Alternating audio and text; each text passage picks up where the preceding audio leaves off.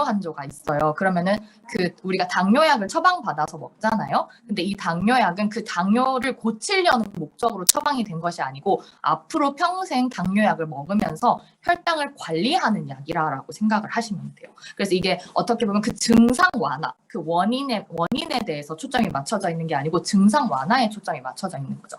그래서 현대의학은 혈압도, 콜레스테롤도, 암도, 당뇨도 모두 이런 식으로 치료를 하고 있다라는 것들을 환자들이 알아야 된다라고 얘기를 하고 있어요.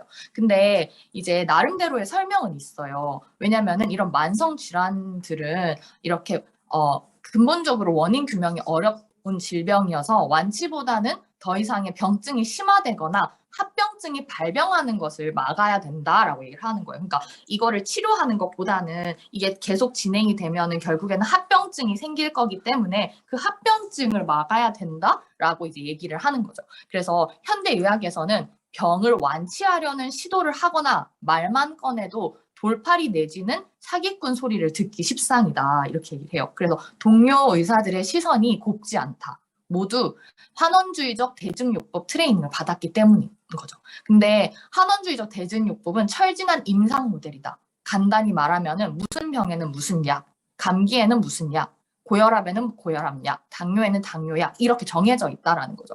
그래서 여기 보면은 이런 방식으로는 환자들을 제대로 이제 섬길 수 없다라고 얘기를 하고 있어요. 의사의 역할도 치유하는 치료자가 아니라 질병의 증상만을 관리하는 관리자에 불과하다라는 거죠. 근데 뭘로 관리를 하냐면 약만으로만 이제 관리를 하는 그런 상황이라고 이제 생각을 하시면 돼요. 그래서 여기 보면은 이렇게 요게 예시가 이제 당뇨에 대한 예시거든요. 그래서 우리가 당뇨가 있으면은 이제 의사가 처방한 당뇨약을 이렇게 잘 복용을 하잖아요. 그럼 피검사에서는 당연히 정상 혈당이라고 나와요. 그러면 우리가 환자 입장에서 생각하는 건 약 처방 잘 받고 잘 먹으니까 관리가 잘 되고 있는 것 같아. 그리고 혈당이 진짜 떨어지는 것 같아. 이러면서 당연히 좋아하잖아요. 그리고 의사가 좋다고 하니까 환자도 안심한다라는 거죠. 근데 실상은 혈당만 잘 관리되고 있을 뿐 시간이 갈수록 당뇨병의 상태는 점점 악화된다. 하지만 의사는 혈당이 잘 관리되고 있는 것에만 집중한다. 거기까지가 치료의 목적이기 때문이다. 잘 관리하면 합병증을 예방할 수 있는 믿음이 확고하기 때문이다. 실제로 환자들의 상태가 악화되고 부작용이 발생해도 약을 처방한 의사가 책임질 일이 아니다라고 얘기를 하고 있어요. 그래서 이제 뒷부분에 이제 당뇨 섹션 부분을 저희가 나중에 한 6주차에서 7주차 정도에 읽을 건데요. 거기서 이제 충격적인 내용이 뭐냐면은 사실은 우리가 당뇨약 먹으면 합병증이 괜찮아질 거야라고 생각을 하고 이제 의사들도 그렇게 처방을 했는데 2008년에 이런 대규모 연구가 진행된 결과 당뇨약을 잘 먹고 있던지 말던지 상관없이 모든 환자들이 합병증에 걸린다라는 그 연구 결과들이 나왔어요.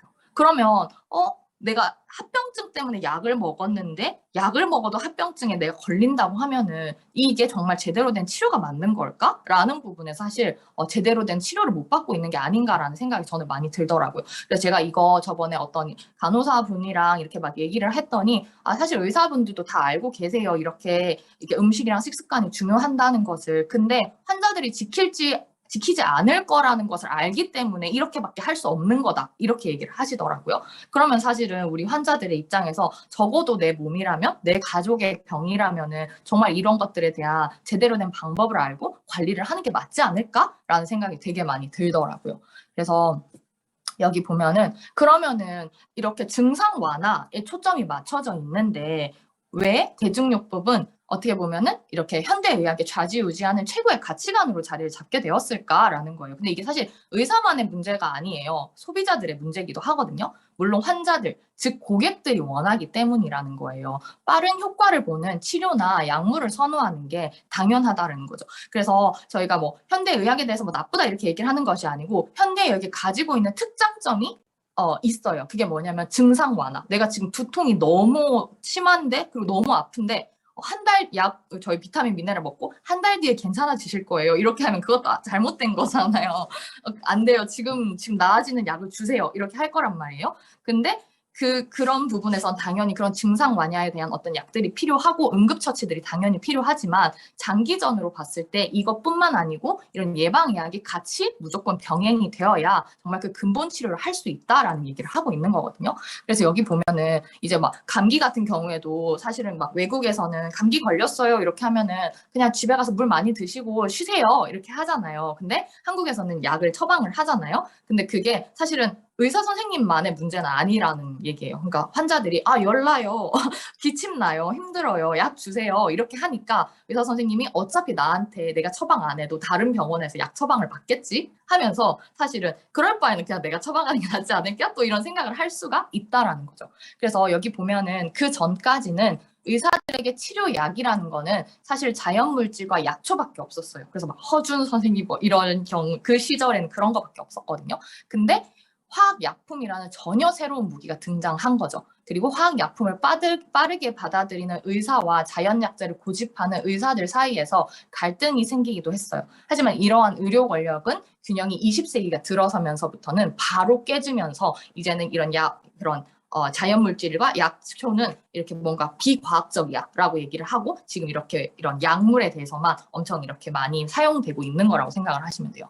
그래서 여기 보면은 겨우 증상만 다루는데도 전면에 나서서 다른 방법들을 무시하거나 핍박하다 보니 이게 문제가 되는 거라는 거죠. 그래서 근데 모든 의사들이 이것에 동조하는 것은 아니라고 얘기를 해요. 왜냐면은 사실 의사분들 중에서 막 환자들이 당연히 진짜 치료가 됐고 진짜 좋아졌으면 좋겠다라고 생각하는 의사분들이 많으시잖아요. 근데 뭔가 이제 회의감을 느끼시는 거죠. 아, 내가 이렇게 해도 치료가 되질 않네? 나아지질 않네? 이런 어떤 회의감을 가지는 의사분들이 이제 많이 있다라는 거예요. 그래서 그런 분들 같은 경우에서는 여기 보면은 더 나은 방법들을 찾아 헤매는 의사들이 있다라는 거죠. 이거 말고 내가 더 뭔가 해줄 수 있는 방법은 없을까? 제안해줄 수 있는 방법은 없을까? 해서 그래서 탄생한 것이 기능의학이다라고 생각을 하시면 되는 거예요.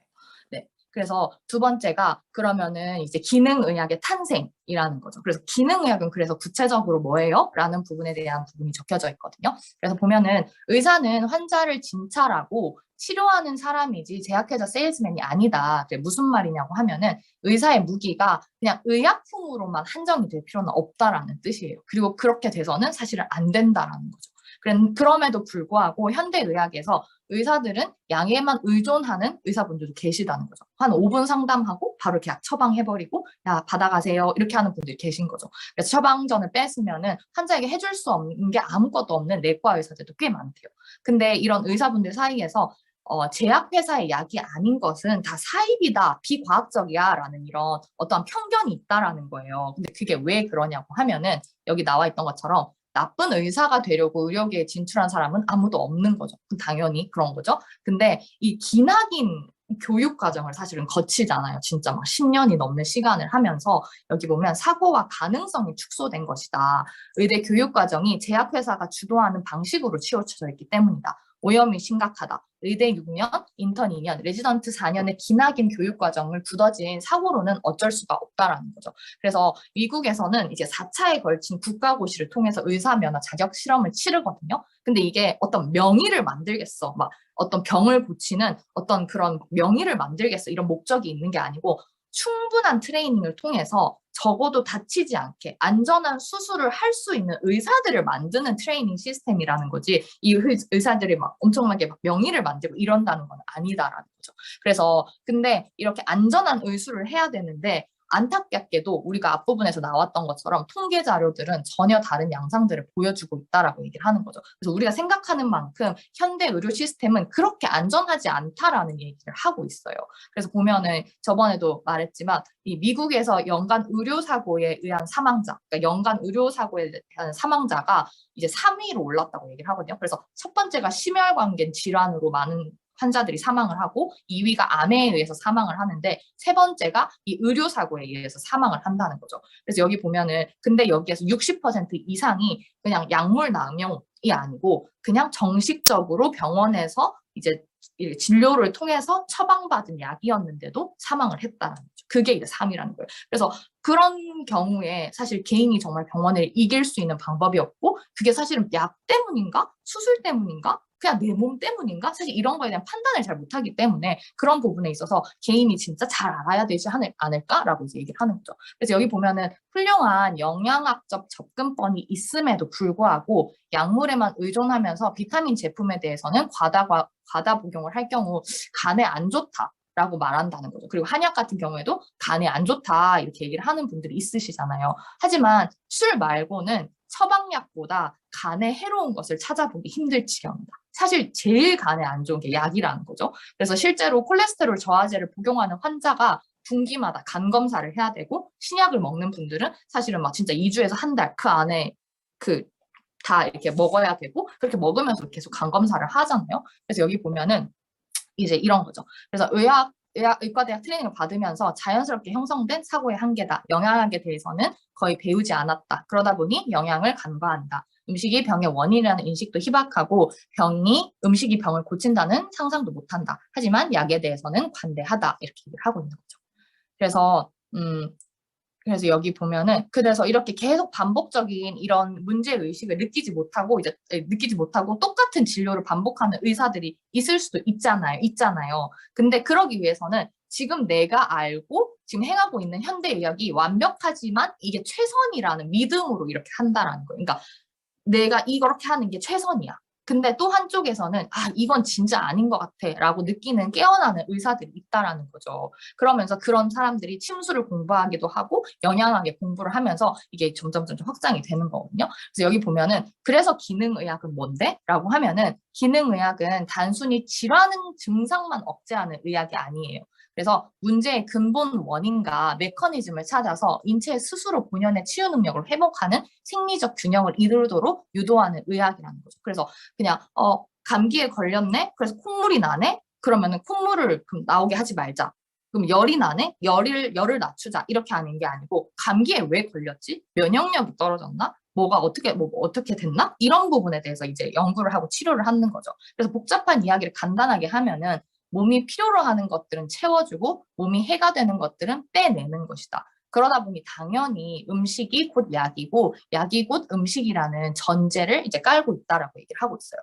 그래서 기능의학의 이제 5가지 기본 철학은 뭐냐면은 첫 번째가 모든 환자가 다 다르다라는 거예요. 사실 그래서 먹는 음식이 다르고 뭐가 유전이 다르고 생활 습관이 다 다르다 보니까 똑같은 방식으로는 치유가 될 수 없다라는 부분이고 그리고 이제 과학적이고 굉장히 근거 중심의 의학인 거고 세 번째는 우리 몸이 스스로 치유할 수 있는 능력이 있다라고 믿는 거죠. 그래서 우리가 면역력을 강화시킨다 이렇게 얘기를 했을 때 만약에 치유하는 능력이 없다라고 얘기를 하면은 사실은 진짜 왜 좋은 음식을 먹어야 되고 왜 운동을 해야 되고 이런 걸 왜 해야 되는지 사실 모르겠어요. 그냥 약을 잘 먹는 게 제일 중요할 것 같은데 사실은 우리 몸이 스스로 치유하는 능력, 회복되고 하는 능력들을 더 이렇게 잘 해줄 수 있으려고 좋은 음식을 먹고 이렇게 하는 거잖아요. 그래서 것을 이제 믿는 거고 그리고 여기 보면은 건강이라는 건 단순히 질병이 없는 상태가 아니라 활력을 발휘하는 상태를 의미한다라는 거죠. 그래서 이제 50대, 60대 분들이 되면은 이제 건강에 대한 얘기를 하면 이렇게 얘기를 하시는 분들도 계시더라고요.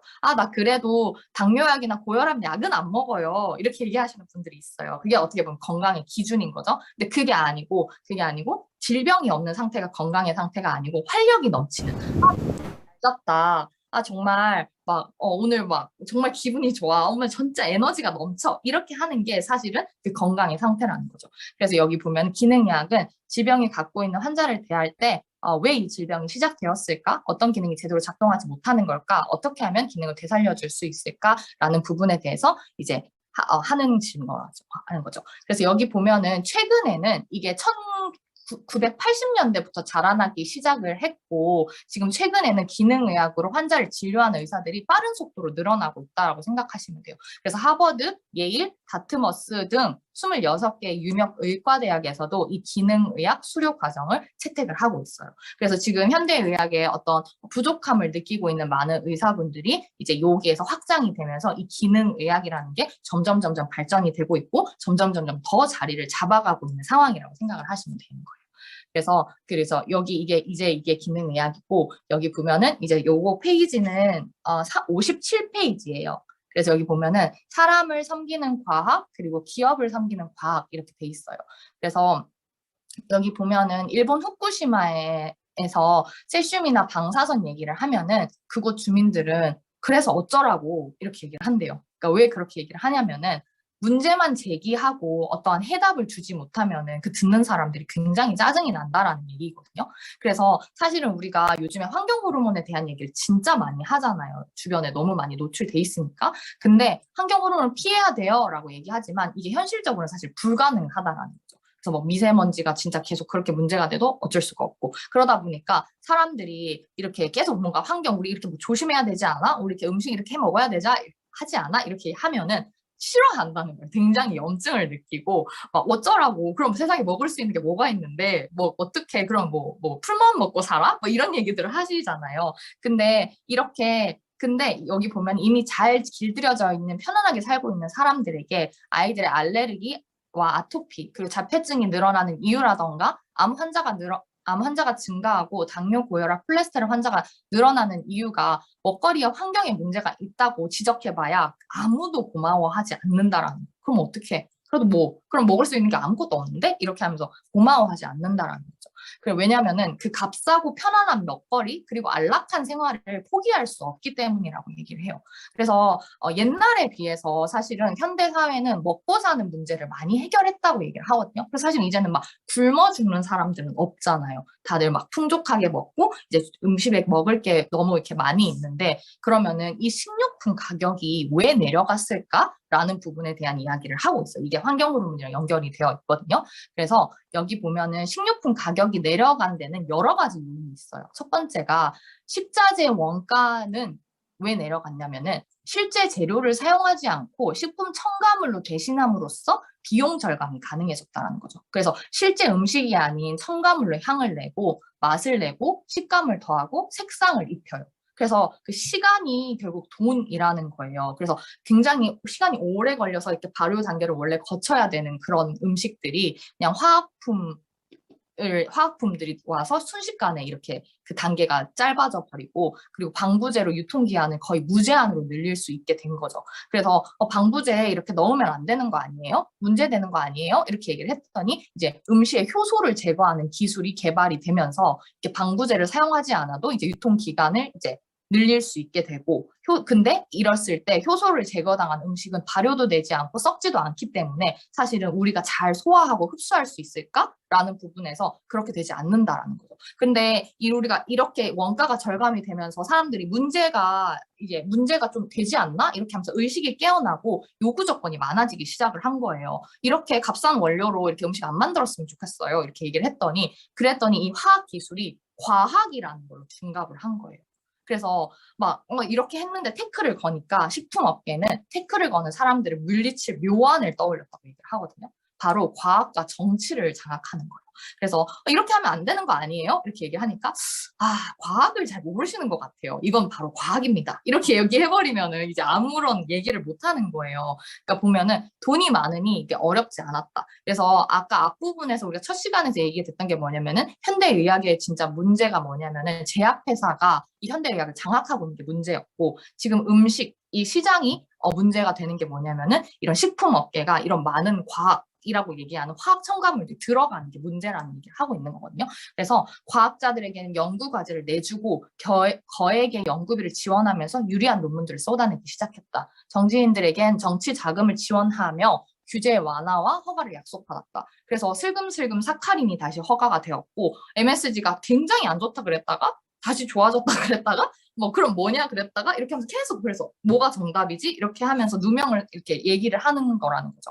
근데 결국에는 여기 보면은 이런 계속 이렇게 문제는 가치관이 말살된 경쟁주의 사회에서 이런 도덕성이 결여된가 너무 많다라는 거예요. 무슨 말이냐면은 GMO가 사실은 관심 있는 분은 이 유전자 조작 식물에 대한 부분인데 이게 사실 조금만 관심을 가지고 뭔가 구글링이나 책을 찾아보면 그것에 대한 부작용 사례라든지 그런 것들이 너무 많이 나와요. 근데 그럼에도 불구하고 우리나라는 저는 처음에 GMO를 표기하는 것 자체가 불법이라는 거에 대해서 사실 저는 굉장히 놀랬었거든요. 이건 당연히 소비자가 알아야 되는 부분인데 어떻게 이거를 불법이 되어 있지? 라고 했는데 이제 그런 맥락에서 GMO 안전해요 라고 얘기를 하거나 아니면 이거는 예전 올해 새롭게 나온 어떤 과학이라는 거기 때문에 이건 안전해요라고 얘기를 하는 부분에서 진짜 안전할까?